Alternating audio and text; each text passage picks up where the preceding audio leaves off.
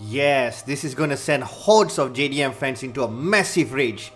One does not simply declare an icon like Godzilla with such a statement. That's terrible.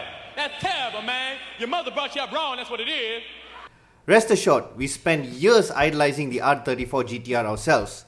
However, the truth hurts and we have to say it. Here's 10 reasons why the Nissan Skyline R34 GTR was obsolete the day it was launched. Check it out.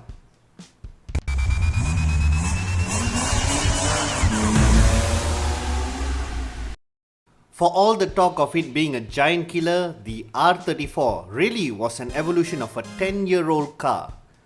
The R34's engine, gearbox and four-wheel drive system was an evolution of the R32. And that's a car that was designed in the 1980s. The block design, the engine power band, everything was done to cater for the homologation needs of that day. Even the legendary Atisa ETS four-wheel drive system can trace its roots back to the Porsche 959 and was present in a few other cars in different forms. Over a decade later, when the R34 GTR went on sale, it was already obsolete. Plus all that hardware was sitting in a bulky saloon-derived body. It's like trying to use the most advanced Game Boy when the PlayStation was launched.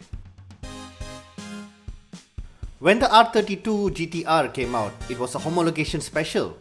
It was built specifically for one thing and one thing only, to win races. And it did, in almost every race series it competed across the globe. The car was so good they had to ban it altogether from some races. That's why it's called the Godzilla.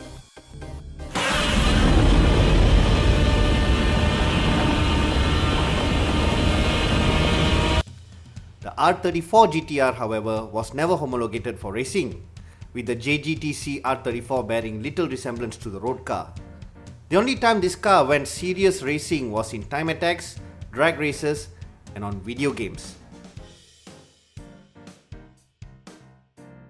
From the showroom floor, it claimed that the GTR produced 286 horsepower, although unverified reports claim that it's more like 340 horsepower in the real world.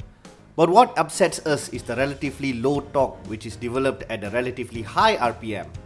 In 1999, the R34 GTR was putting out 400 Nm at 4400 RPM, straight off the showroom floor.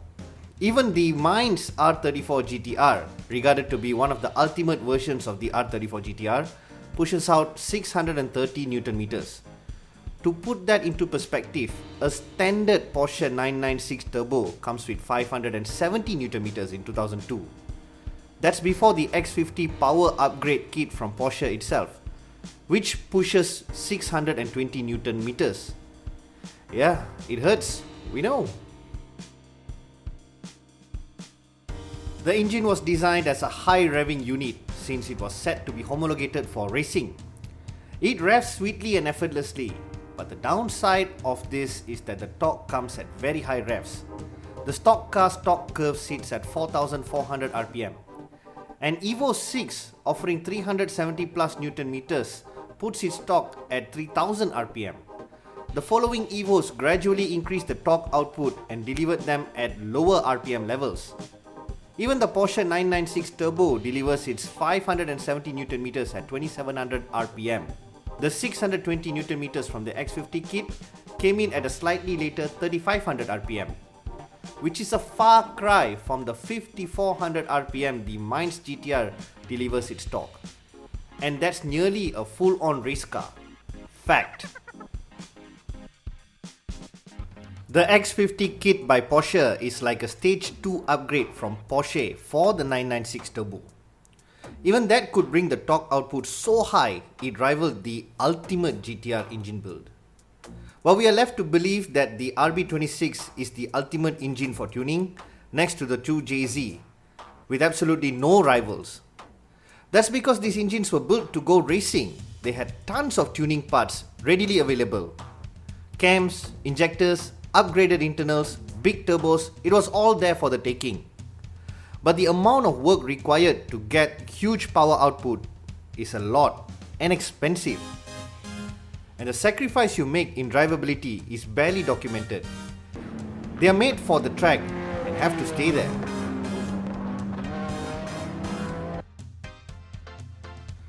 The R34 GTR was based off the Skyline Coupe.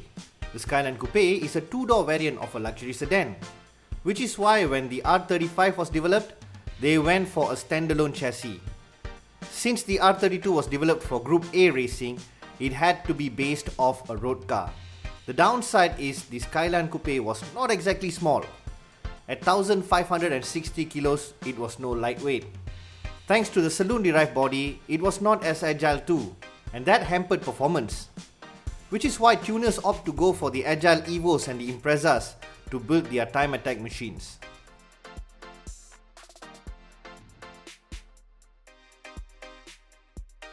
Which is why the best lap time of any GTR comes in the first few laps. That's not our word, it's the word of one Keiichi Tsuchiya. Google him up. Be it stock or tuned, the R35 GTR can post a formidable lap time. But keeping that lap time consistent is tricky. It was the same case with the R34 GTR. The tyres would heat soak, reducing the front end grip, and the car would start to push wide, and bye-bye lap time. Consistency was not the strong suit of the R34 GTR.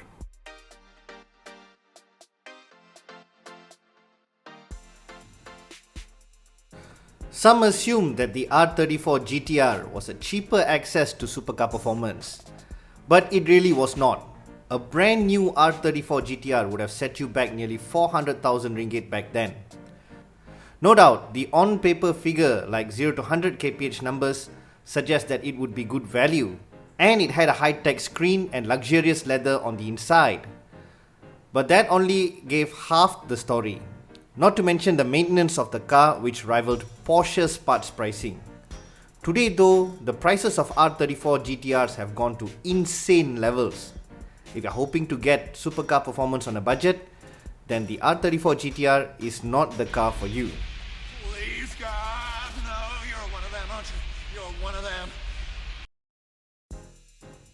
Adding to the myth of the R34 was its early demise. Like what Two-Face in The Dark Knight said, you either die a hero or live long enough to become the villain. Just after the plug was pulled on the R34, a string of performance cars were launched. They moved the performance levels higher with greater efficiency. It would have shown just how obsolete the R34 really was. What the R34 GTR really was ultimately was a cash grab. PlayStation became a sensation, and the car with the most complete performance was the R34 GTR. So Nissan used off-shelf tech from the R32 and R33, crammed it into the latest Skyline body, garnished it with some carbon fiber and designer car parts, and called it an all-new car. On top of that, it became a pop culture icon, with starring roles in animes and Hollywood blockbusters. And we ate it all up. This is just like the DeLorean from the Back to the Future franchise. The actual car was underpowered and it was a sales disaster. What we saw was the time machine that Doc built off it. We all wanted one. Not because it was real, because it was our childhood fantasy.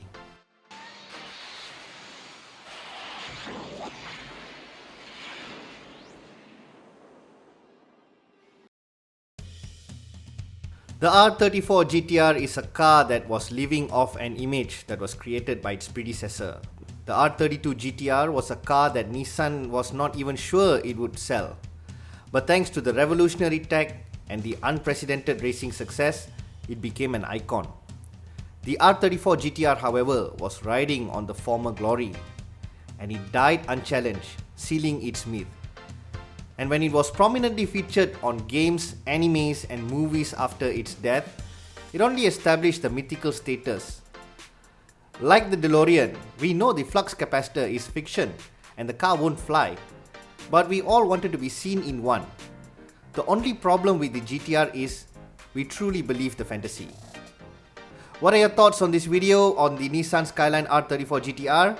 Share your thoughts in the comments, and once again, don't forget to like, share and subscribe to the channel.